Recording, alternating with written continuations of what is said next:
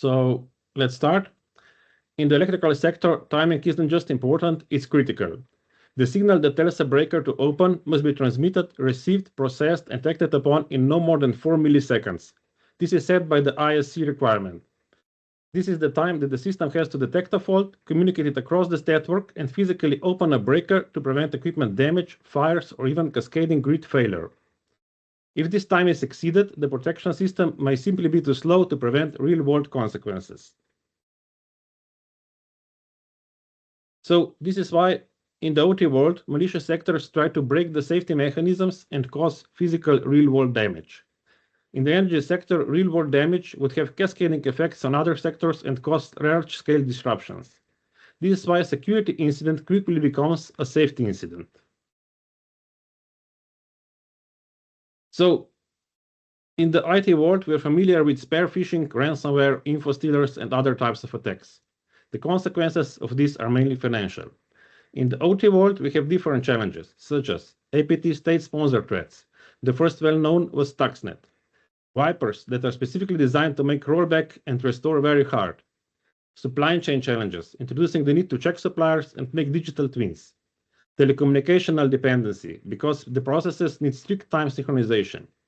And the sector is very sensitive to any misconfigurations that could result in wide outages. So the OT incidents therefore often result in endangering people's lives. So OT environments also have several characteristics that we must address. Safety in these environments always comes first, because every action in the digital layer can trigger an immediate physical consequence, and even a millisecond delay or malfunction can put equipment, people, and the stability of the grid at risk. We operate in real-time environments where latency is unacceptable. Therefore, systems still rely on non-IP protocols. Equipment is often outdated because the life cycles are long, sometimes even more than 10-15 years. Passwords are often shared to enable simplicity when dealing with life-threatening situations. Access between the IT and the OT world is controlled through jump hosts. And all of this creates a very different security landscape compared to the IT. So, as mentioned, there are APT state-sponsored actors, threatening to invade and compromise energy networks. Electro, also known as Sandworm, is one of the most operationally capable and responsible for in-destroyer or crash override malware. They specialize in OT-native malware and manipulation of protection systems. Chemosite also often acts as an intrusion arm supporting Electro. They focus on spear phishing, credential theft, and leaving off the land techniques, relying on installed legitimate admin tools rather than malware. Their goal is to establish long-term access inside energy networks. Dragonfly is a long-running energy-focused espionage group known for supply chain compromises and targeting of ICS vendors. Their operations are quieter but strategically positioned and to enable future disruptions. Chernovite represents the next generation of OT-specific threat actors. They are responsible for the development of PipeDream, the most advanced and modular ICS attack framework that is covered to date. Their tooling is very modular. And capable of interacting directly with several PLCs and industrial protocols.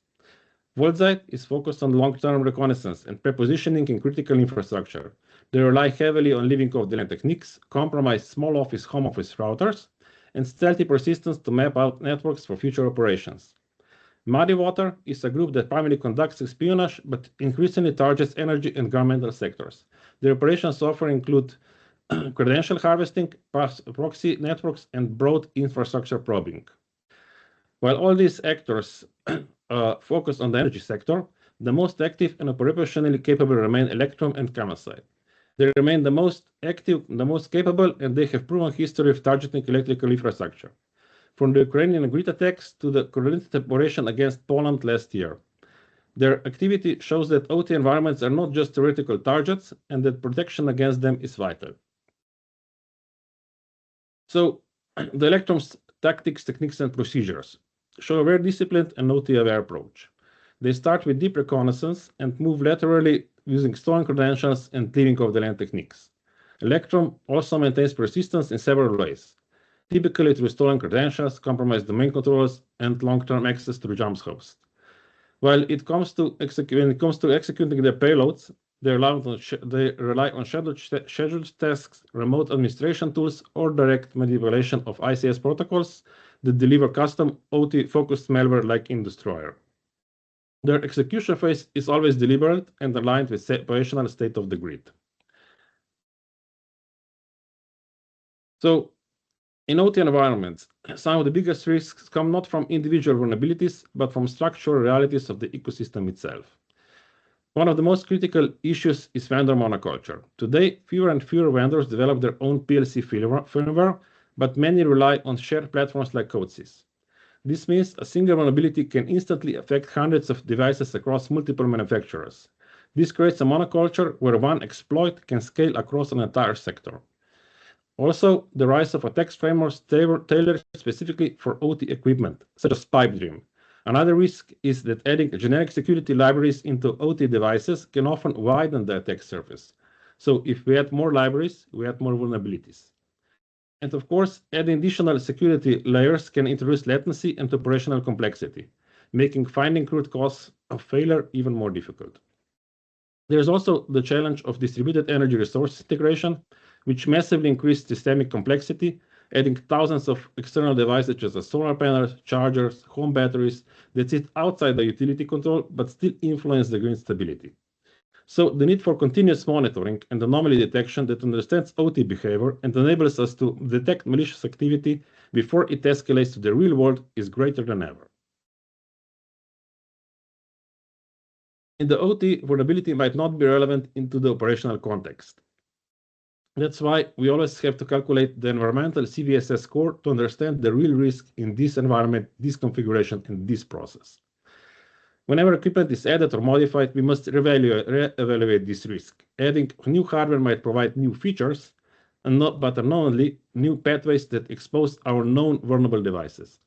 Specification constraints, legacy system, vendor dependencies, and strict change management all limit how quickly we can react.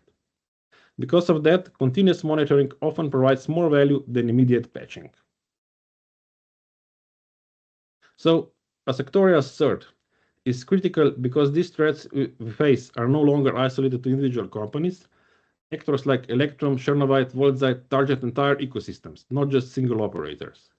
They exploit the shared technologies, shared vendors, shared weaknesses.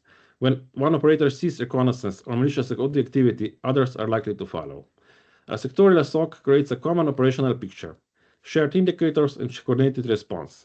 It turns isolated defenders into collective defense capability, which is the only realistic way to counter nation-state level OT threats.